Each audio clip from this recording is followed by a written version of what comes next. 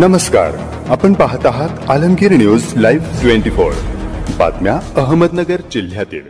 नरहरी सेवा प्रतिष्ठान संचलित सराफ सुवर्णकार संरक्षण समिती महाराष्ट्र प्रदेश अध्यक्ष श्री उमेश शेठ बुराडे यांच्या नेतृत्वाखाली जिल्हा पोलीस अधीक्षक श्री राकेश ओला साहेब यांच्याशी चर्चा करून निवेदन देण्यात आले।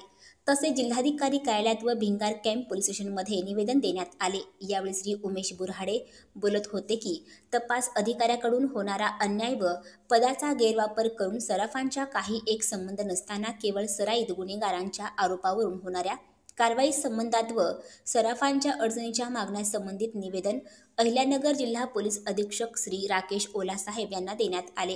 यावेळी सराफ सुवर्णकार संरक्षण समिती महाराष्ट्र राज्याचे अध्यक्ष उमेश बुराडे, कार्याध्यक्ष तथा कायदेविषयक सल्लागार ॲडव्होकेट विशाल वेदपाठक, कर्जत तालुका अध्यक्ष निलेश पंडित तथा सराफ सुवर्णकार बांधव मयूर शहाणे, गोरख शहाणे, महेश शहाणे, अनिल उदावंत तथा उत्तर महाराष्ट्र अध्यक्ष गणेश टाक, श्रीगोंदा तालुका अध्यक्ष ओंकार गडगिळे, प्रसाद पंडित आदी उपस्थित होते।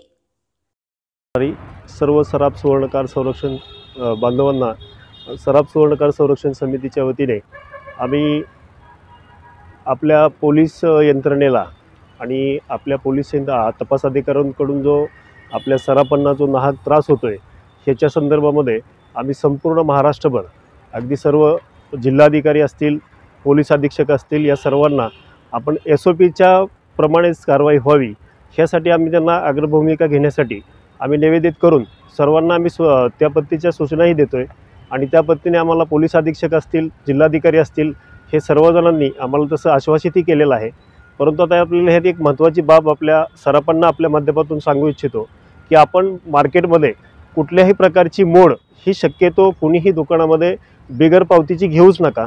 आणि जरी प्रसंगाने एखादा तुमचा जर कायमचा ग्राहक असेल तर त्या ग्राहकाची बी आणि प्रत्येक मोड घेताना तुम्ही प्रत्येक ग्राहकाच्याकडून बिलाची तर मागणी कराच, पण जर नसेल तर तो मोड तर आपणच घेणार। तर त्यासाठी किमान आपल्या खरेदीची बिलं तयार करा, त्या खरेदीच्या बिलावरती त्या ग्राहकाची सही, त्याचा अंगठा, त्याचा आधार कार्ड म्हणजे पूर्ण त्याची माहिती घ्या, शिवाय एक साक्षीदार घ्या आणि जो तुम्ही व्यवसाय म्हणजे जो तुम्ही व्यवहार करताय तो व्यवहार त्यातून अधोरेखित होईल आणि भविष्यामध्ये अशा काही कारवाई तुमच्यावरती झाल्या तर त्या कारवाईमध्ये तुम्हाला ती एक बिल हे तुमच्यासाठी एक आरसा असेल की जेणेकरून तुम्ही कायदेशीर मार्गाने तुम्ही अगदी व्यवस्थितपणे धंदा करताय हे तुमचं त्याच्यातून सिद्ध होईल।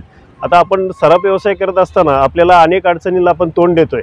आज मार्केटची अवस्था बघता खूप दरबी अगदी गगनाला भिडलेले आहेत, ह्याच्यातून चोऱ्या माऱ्या आहेत। त्या संदर्भात आम्ही अधीक्षकांना आता निवेदन बी दिलेलं आहे।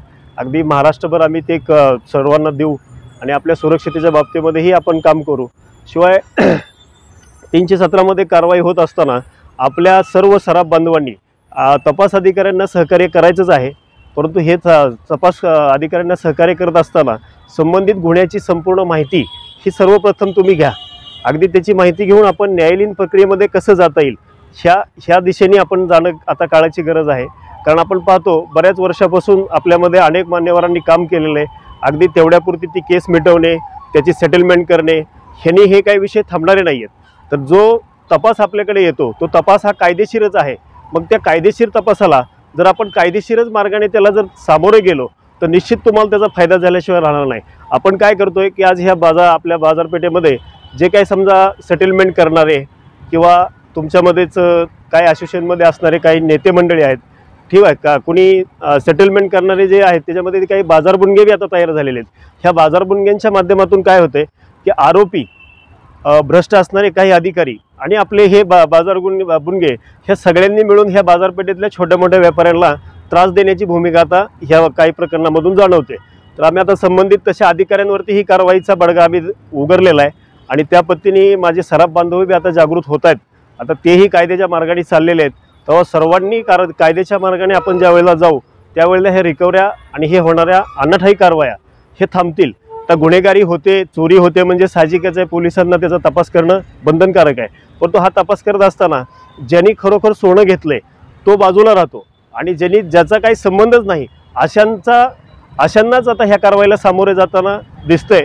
मग ह्याच्यामध्ये हे बाजारबुणगे असतील, तुमचे काही भ्रष्ट अधिकारी असतील, आपले आरोपी असतील, ह्या सर्वांचं संगनमत दिसून तर येतच। आता ह्याच्याही पलीकडे ज्यावेळेला चोरी होती त्यावेळेस हा मुद्देमाल मोडण्यापेक्षा तो घाण ठेवण्यावरती जास्त भर आहे। आता तो घाण ठेवत असताना संबंधित जे काही लोन देणाऱ्या बँका आहेत ह्या बँकांमध्ये तुम्हाला कुठल्याही पावतीची विचारणा करण्यात येत नाही, तुम्हाला त्या दागिन्याबद्दल कुठली विचारणा करण्यात येत नाही, तर तुम्हाला त्या मोडण्यापेक्षा त्या ठेवण्यामध्ये पैसे जास्त मिळतात। आणि तपास अधिकाऱ्यांची दिशाभूल बी तिथंच होते की तपास अधिकारी त्यांचं पेडन्सी पूर्ण करण्यासाठी किंवा आलेल्या फिर्यादीवरती काम करण्यासाठी फक्त सराफांनाच बळी दिला जातो। मग त्यांनीही कधीतरी ह्या तपासाची दिशा वळवावी आणि आपल्या जे काही मार्केटमध्ये जे काही बँका आहेत गोल्ड लोन देणाऱ्या कधीतरी ह्यांचीही चौकशी झाली पाहिजे। कारण ह्या बँका आज राजरोसपणे सर्व सोनं चोरीचं ठेवून घेतात आणि सिसेमेरा मात्र माझ्या सराफांच्याच पाठीमागे लागतो। मग सराफ सुवर्णकारच फक्त जर कारवाईला आहे तर मग हे इतर नाहीत का? मग ह्यांच्यावर कारवाई होणं गरजेचं नाही आहे का? या बाबतीत बी विचार झाला पाहिजे। अशाही पद्धतीचं आम्ही लेखी निवेदन संपूर्ण महाराष्ट्रातील अधीक्षक आणि जिल्हाधिकाऱ्यांना देतोय। तेव्हा माझी सराफ आणि सुवर्णकार बांधवांना कळकळीची विनंती आहे की त्यांनी अगदी तुमच्यावरती कुठल्याही प्रकारचा गुन्हा कसलाही काही असू द्या, तुम्ही न्यायालयीन प्रक्रियेमध्ये या। कुणीही ह्या अशा बाजारबुणग्यांना बळी पडू नका, कुणीही सेटलमेंट करणाऱ्या लोकांच्या बळी पडू नका। तुम्हाला कायदेशीर जाण्याचा संविधानिक अधिकार आहे। बाबासाहेबांनी आपल्याला जे संविधान दिलंय या संविधानामध्ये तुम्हाला तुमचं म्हणणं मांडण्याचा 100% अधिकार आहे। मग ह्या अधिकारापासून तुम्ही वंचित का राहता? तुम्हाला आजपर्यंत तुम्ही एवढ्या जणांनी रिकव्हऱ्या दिल्या, एवढ्या जणांनी मिटवलं, एवढे जण आतापर्यंत काम करतात, मग ह्या रिकव्हऱ्या का थांबल्या नाहीत? ह्या कारवाई का थांबत नाहीत? चोऱ्या तर होणारच। आज आपल्या सोनार समाजाला म्हणा, सराफांना, सर्वांना गृहीत धरले गेले। एक चष्मा तयार झालाय, तपास अधिकाऱ्यांना बी असेल, डिपार्टमेंटचा असेल, ह्यांचा एक चष्मा असा तयार झालाय की सोन्याचा व्यवहार हा फक्त सोनार किंवा सराफच करतो, तर तसं नाहीये।